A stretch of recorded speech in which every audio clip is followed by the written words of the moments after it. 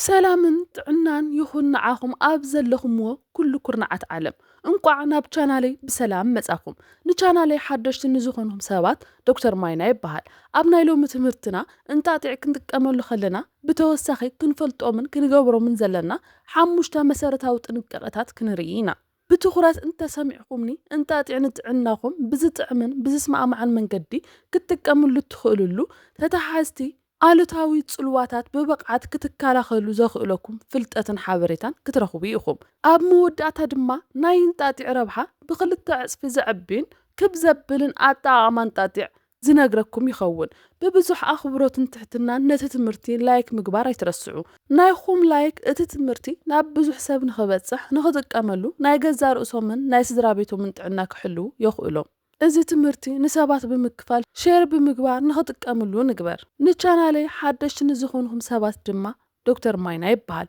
ቻናለይ ሰብስክራይብ ብምግባር ኣብ ጎና ዘላ ምልክት ደወል ሓንሳብ ብምጥዋዕ ብዝለቆም ትምህርትታት ናይ ገዛ ርእስኹምን ናይ ስድራ ቤትኹምን ጥዕና ሓለዉ ቀዳማይ ጥንቃቐ ክንገብሮ ዝግባእ ኣብ መዓልቲ እንጥቀመሉ መጠን እንጣጢዕ ምፍላጥን ምፍላይን ኣገዳሲ እዩ ንኣብነት ሓደ ሰብ ንፈለማ እዋን እንጣጢዕ ክጥቀም ምስ ዝሓስብ በዚ እዋን እዚ ሰብነቱ ነቲ ኣብ እንጣጢዕ ዘሎ ፋይበር ሜታቦላይዝ ናይ ምግባር ስርዓቱ ክሳብ ዝላመዶ ኣብ መዓልቲ ካብ ሓንቲ ማንካ ሻሂ ንላዕሊ እንተዘይተጠቐመ ጽቡቕ እዩ ከም ሓፈሻ ኣብ ውሽጦም ላዕለዋይ ትሕዝቶ ፋይበር ዘለዎም ምግብታት ክንበልዕ ከለና ንኣብነት እንጣጢዕ ቺያሲድን ተመሳሰልቲ ዘርእታት ኣብ ኣጠቓቕሞም ጥንቃቐ ክንገብር የድሊ ከምዚኦም ዝበሉ ምግብታት ንፈለማ እዋን ክትጥቀሙ ከለኹም ኣብ መዓልቲ ካብ ሓንቲ ማንካ ሻሂ ንላዕሊ እንተዘይተጠቐምኩም ጽቡቕ እዩ እንጣጢዕ ንፈለማ እዋን ክንጥቀም ከለና ካብ ሓንቲ ማንካ ሻሂ ንላዕሊ ምጥቃም እዞም ዝስዕቡ ጽልዋታት ከስዕቡልና ይኽእሉ ቀዳማይ ምንፋሕ ከብዲ ካልኣይ ላዕለዋይ ናይ ጋዝ ምፍራይ ሳልሳይ ውጽኣት ራብዓይ ድማ ንዝተወሰነ መዓልቲ ዝጸንሕ ምግቢ ኣብ ዝብላዕልዕሉ ግዜ ኩሉ ናብ ሽንቲ ቤት ናይ ምኻድ ድሌት ምህላውን ከምዚኦም ዝበሉ ምልክታት እዮም ከምዚ ዓይነት ስምዒታት ዘስዕቡሉ ቀንዲ ምኽንያት ሰውነትና ወትሮ ኣብ ምግብታት ዘሎ ፋይበራት ሜታቦላይዝ ናይ ምግባር ስርዓቱ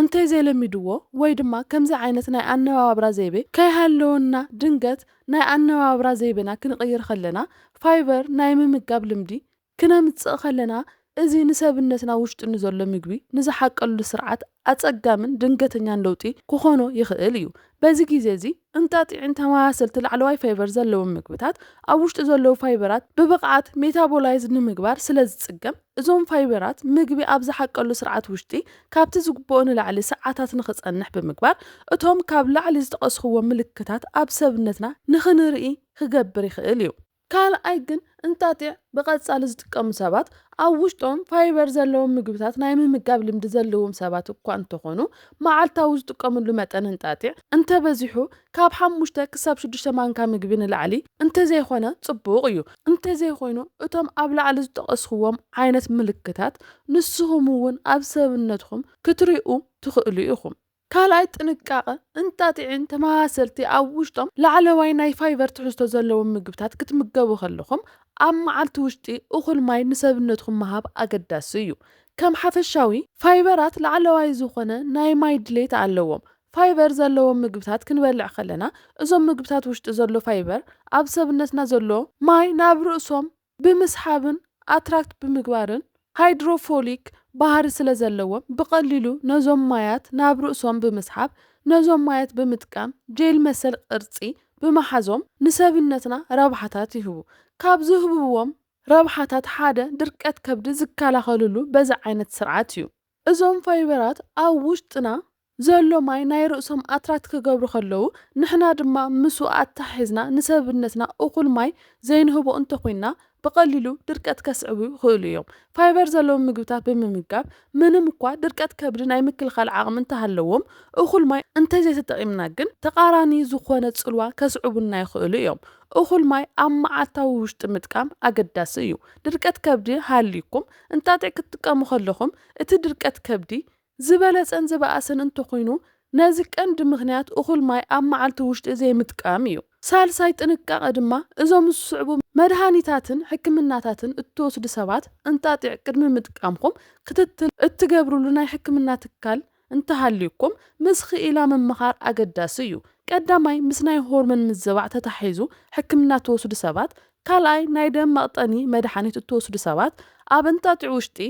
ዘለው ኬሚካላት ብባህሪኦም ከምዚ ዓይነት ጽልዋ ባዕሎም ናይ ምፍጣር ዓቕሚ ኣለዎም ካብኡ ዝተልዓለ ድማ ምስ ንጥቀመሉ መድሃኒታት ጥዑይ ዘይኮነ ኬሚካላዊ ለውጢ ኣሉታዊ ጽልዋታትን ከስዕቡ ይኽእሉ እዮም ራብዓይ ጥንቃቐ ጥንስቲ ዝኾነት ሰበይቲ እንጣጢዕ ቅድሚ ምጥቃማ ክትትል እትገብረሉ ናይ ሕክምና ትካል እንተሃሊዋ ምስ ናይ ሓኪም ክኢላ እንተተማኸረት ጽቡቕ እዩ ናይ ነፍሲ ወከፍ ጥንሲ ስለ ዝፈላለ ከም ሓፈሻዊ እንተርኢና ሓንቲ ጥንስቲ ሰበይቲ ኣብ መዓልታዊ ሓንቲ ማንካ ሻሂ እንጣጢዕ እንተተጠቐመት ጽልዋ ከስዕበላ ይኽእል እዩ ይኹን እምበር እቲ ጽቡቕ ዝኸውን ናይ ነፍሲ ወከፍ ጥንስቲ ስለ ዝፈላለ ክትትል እትገብረሉ ሕክምና ትካል ምስ ዘሎ ናይ ሕክምና ክኢላ ተማኺራ እንጣጢዕ ምጥቃም ግቡእን ኣገዳስን እዩ ዘለኩም ናይ ጥንሲ ኩነታትን ጥዑይን ካልኦት ተተሓሓዝቲ ጽልዋታትን ከም ዘየለ ኣረጋጊጽኩም እንጣጢዕ እንተተጠቐምኩም ጽቡቕ እዩ ሓምሻይን ዋናን ጥንቃቐ ድማ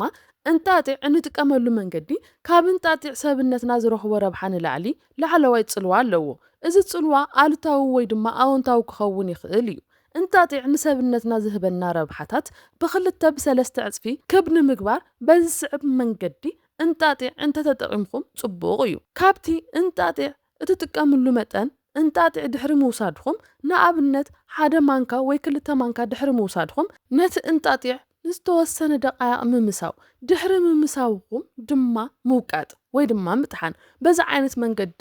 ዝወቐጥኹምዎ እንጣጢዕ ምስ ውዑይ ማይ ሓዋዊስኩም ክትጥቀምሉ ትኽእሉ ኢኹም ኣብ ምግቢ ጌርኩም እውን ክትጥቀምሉ ትኽእሉ ኢኹም ንዓኹም ብዝስማዕማዕ መንገዲ ክትጥቀምሉ ትኽእሉ ኢኹም ዋና ሓሳብ ነቲ እንጣጢዕ ንዝተወሰነ ደቃይቕ ሓሚስኻ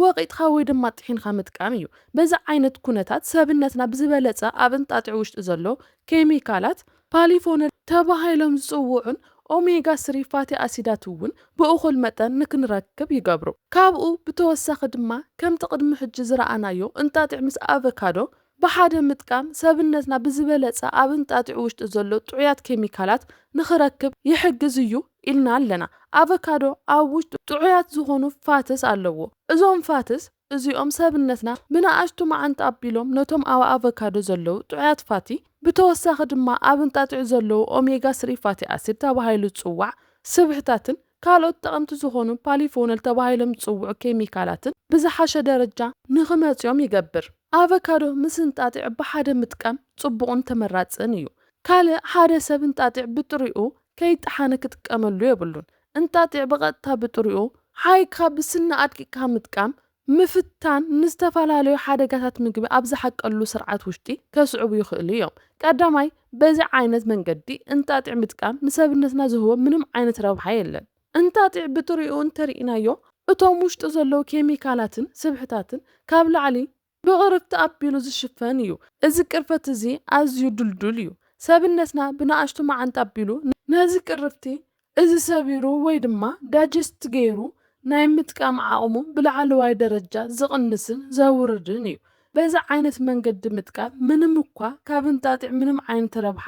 ከይረክብ ካብ ምግባር ብተወሳኺ ምግቢ ኣብ ዝሓቀሉ ስርዓት ውሽጢ ዝተፈላለዩ ፀገማት ከስዕብ ይኽእል እዩ ምንፋሕ ከብዲ ቅርፀትን ካልኦት ሕማቃት ስምዒታትን ወሳኺ ጋዝን ከስዕቡና ይኽእሉ እዮም ካብ ከምዚ ዓይነት ኣጠቓቕማ ምቁጣብ ኣገዳሲ እዩ ኣብ ናይ ሎሚ ትምህርትና ጠቐምቲ ሓሳባትን ምኽርታትን ከም ዝረኸብኩምሉ ተስፋ ይገብር ንቐጻሊ ብኻሊእ መሃሪ ቪድዮ ክሳብ ንራኸብ ጽቡቕ ግዜ ይኹነልኩም ሰሰናዩ